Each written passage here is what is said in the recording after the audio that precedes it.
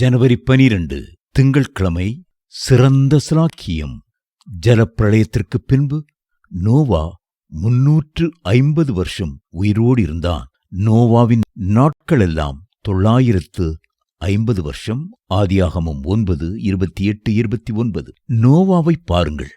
950 வருஷம் இந்த பூமியிலே அவர் உயிர் வாழ்ந்தார். அத்தனை ஆண்டுகளும் கர்த்தர் நோவாவுக்கு நல்ல சுகத்தையும் பலனையும் ஆரோக்கியத்தையும் தந்து காத்து கொண்டார். பூமியில் மருத்துவமனைகளோ இல்லாத காலத்தில் கர்த்தர்தாமே நோவாவுக்கு பரமவைத்தியராக இருந்தார். நோவாவுக்கு கிருபை பாராட்டின ஆண்டவர் நிச்சயமாய் உங்களுக்கும் நல்ல சுகம் பலன் ஆரோக்கியம் ஆகியவற்றுடன் நீடிய ஆயுளையும் தந்தருள்வார்.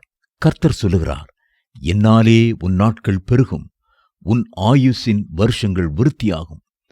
நீதிமொழிகள் 9:11. ஆகவே நீங்கள் கர்த்தருக்காக வாழுங்கள், அவருடைய நாம மகிமைக்காக வாழுங்கள்.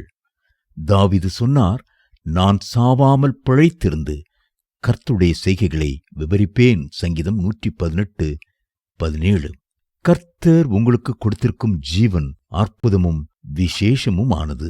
ஆகாயத்து பறவைகளை பார்க்கிலும் நீங்கள் விசேஷமானவர்கள். காட்டு புஷ்பங்களை பார்க்கிலும் நீங்கள் விசேஷமானவர்கள். கர்த்தருடைய சாயலையும் ரூபத்தையும் உங்களுக்கு தந்ததோடல்லாமல் இரட்சிப்பையும் கொடுத்திருக்கிறார். பூமியிலே வாழும் போது மட்டும்தான் கர்த்தருடைய சுவிசேஷத்தை அறிவிக்கிற பாக்கியம் உங்களுக்கு கொடுக்கப்பட்டிருக்கிறது. மரித்தவர்களும் மௌனத்தில் இறங்குகிற அனைவரும் கர்த்தரை துதியார்கள். சங்கீதம் 115:17. கர்த்தரே உங்களை ஜீவனுள்ள தேசத்தில் வைத்து அன்போடு பராமரித்து வருகிறார்.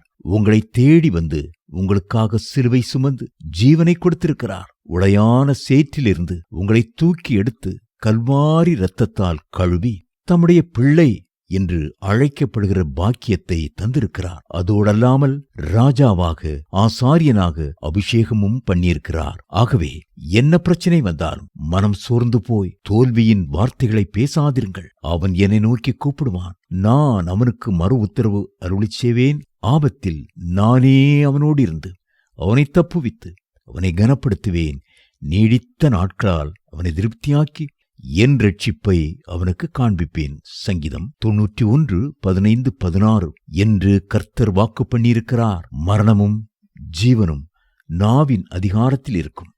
அதில் பிரியப்படுகிறவர்கள் அதன் கனியை புசிப்பார்கள். நீதிமொழிகள் 18:21. என் மகனே, என் போதகத்தை மறவாதே. உன் இருதயம் என் கட்டளைகளை காக்க கடவது.